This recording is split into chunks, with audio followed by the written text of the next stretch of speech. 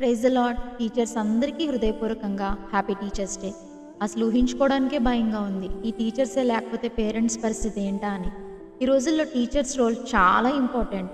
ఒక మనిషి జీవితంలో అమ్మ ఫస్ట్ టీచర్ అయితే, ఆ తర్వాత ఇంట్లో ఉండే grand parents and family members పిల్లల్ని గైడ్ చేస్తూ ఉండేవారు. But now you days for different reasons వాళ్ళకు దూరంగా స్మాల్ ఫ్యామిలీస్గా ఉండాల్సిన పరిస్థితి. మనం చాలా వరకు మన పిల్లల విషయంలో టీచర్స్ మీదే డిపెండ్ అవుతున్నాం. స్కూల్లోనో, ట్యూషన్స్లోనో, ఏదైనా స్పెషల్ క్లాస్లోనో కదండి. మనకి మనశ్శాంతి, పిల్లలకు జ్ఞానోదయం చేస్తూ వారి జీవితాలకు మార్గదర్శులుగా ఉన్న ఉపాధ్యాయులందరికీ మనస వాచ హృదయపూర్వక నమస్సుమాంచిది. మీకు తెలుసా, యేసుప్రభు వారి కాలంలో అనేక మంది ఆయన్ని రబ్బీ అంటే బోధకుడు అని పిలిచేవారు. మానవుని జీవితంలో ఉన్న చీకటిని, పాపాన్ని తొలగించి వెలుగుతో, నిత్య జీవంతో నింపి అనేక గొప్ప బోధలు చేసిన గొప్ప గురువు మన యేసుప్రభువు. Is the best teacher forever. ఎంత గొప్ప దేవుడో కదండి మన యేసయ్య.